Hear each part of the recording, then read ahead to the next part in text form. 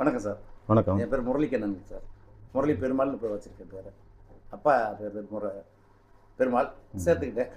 அவருக்கு நான் ஒன்றும் செய்கிறதுக்கு முன்னாடி இறந்துட்டார். இதையாவது செய்வோன்னு ஒரு பேரை வச்சுருக்கேன். பெரியாரை பற்றி நான் நிறைய கேள்விப்பட்டிருக்கேன் சார். அவரை பற்றி படிக்கிற அளவுக்கு எனக்கு வயசு இருக்குமான்னு தெரியல. படிச்சுட்டே இருக்க அதனால் என்னால் முடிஞ்ச அளவுக்கு படிச்சிருக்கேன். இந்த வலதுசாரி சிந்தனையாளர்கள் இடதுசாரி சிந்தனையாளர்கள்னு இருக்காங்க சார். வலதுசாரி சிந்தனையாளர் யார், இடதுசாரி சிந்தனை யாருங்கிறது இப்போ யாருக்கு விளக்க வேண்டியதில்லை. ஒரு ஒரு மாண்பு முதல்வர் அரசியலுக்கு வந்த பிறகு குழந்தைகள் கூட அரசியல் தெரியுங்கிற மாதிரி வந்துருச்சு. பாப்பா கமலிதா சற்று முன்பு வெளியிட்ட கமலிதா புக்கை வெளியிட்ட போது கூட அரசியல் ஞானம் என்று பேசுகிறப்ப நான் கேட்கலான்னு நினச்சேன். ஐயோ அவர் நம்ம மாண்பு முதல்வர் டக்குன்னு கூட்டு போயிட போகிறாரு, இந்த குழந்தைக்கு அரசியல் தெரிகிறது, என்ன நாட்டுக்குள்ளே அரசியல் பேச என்ன தப்புன்னு குழந்தை நேர உண்மையை அணியத்துக்கே கூட பதில் கேள்வி கேட்டுவார். அவர் அரசியல்வாதி இல்லை சார். எனக்கு அப்படி பேச தெரியாது. அவர் அப்படி பேசிடுவார். குழந்தைகளை நான் அரசியல் பயன்படுத்த தவறு என்று நினைக்கிற அந்த சமுதாயம் கமலிதா எவ்வளோ அழகாக அரசியல் பேசுகிறது. இப்போது இருப்பவர் தானே எல்லாம் பிடிச்சி விட்டு டாஸ்மாக் பேர் இருக்கிறார்கள் அப்படின்னு. அதுக்கு உங்களை மாதிரி அரசியல்வாதி தான் காரணம். முன்னாடி இருந்த அரசியல்வாதி காரணம் ஐயா இல்லை, முதல்வர் ஐயா இல்லை. காரணம் நான் குழந்தைகிட்ட ஆதரவு கட்டு என்ன தப்புன்னு அவர் கேட்க வாய்ப்பு இருக்குது. அந்த குழந்தைக்கு அவ்வளோ அறிவு இருக்குது. அது ரெண்டாவது விஷயம். என்னதான் எவ்வளோ அறிவு இருந்தாலும் 18 வயசில் ஓட்டு. இந்த குழந்தைகளை பற்றி பெரியார் ஏதாவது சொல்லியிருக்காரு? குழந்தைகளை பற்றி பெரியார் ஒரு நிறைய அங்கங்கே சொல்லியிருக்கார். சரிங்க.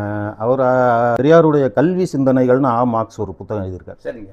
நீங்கள் அந்த புத்தகத்தை படித்தீங்கன்னா அவருக்கு குழந்தைகளுக்காகவும் மாணவர்களுக்காகவும் அவர் எவ்வளோ சொல்லியிருக்கார் அப்படிங்கிறத அவர் தொகுத்து ஒரு தனி நூலாக பெரியாரின் கல்வி சிந்தனைகள் அப்படின்னு ஒரு தொகுப்பே வந்திருக்கு. அந்த நூலை வாங்கி படிச்சிங்கனாவே பெரியார் குழந்தைகளுக்காக என்ன சொல்லியிருக்கார் அப்படின்னு தெரியும். பெரியார் குழந்தைகளை பெரிதும் மதிப்பவர், நேசிப்பவர். குழந்தைகளிடம் பேசும்போது கூட குழந்தைகளை கூட வாங்க போங்க அப்படின்னு மரியாதை கொடுத்து பேசுகிற ஒரு பண்பை கொண்டவர் பெரியார். அவரை பொறுத்த வரைக்கும் குழந்தைகள் பகுத்தறிவு சிந்தனைகளோடு வளர்க்கப்பட வேண்டும் அப்படிங்கிறதுல அவர் ரொம்ப தீவிரமாக இருந்தார். அதற்கான பரப்புரைகளை மேற்கொண்டார், அதற்காக பேசியிருக்கிறார். நீங்கள் முழுசாக நல்லா விரிவாக தெரிஞ்சுக்கணுன்னா நான் சொன்ன அந்த நூலை நீங்கள் வாசித்தால் உங்களுக்கு புரியும். கண்டிப்பாக முயற்சி பண்ணுறேன். ஆமாம். எவ்வளோ சீக்கிரம். இப்போ மார்க்ஸ் ஒரு பெரிய அறிஞர். அவர் அந்த தொகுப்பை கொண்டு வந்திருக்கிறார். மார்க்சிசமும் அவருக்குள்ள இருக்குன்னு சொல்லுவாங்க. ஆமாம் ஆமாம்.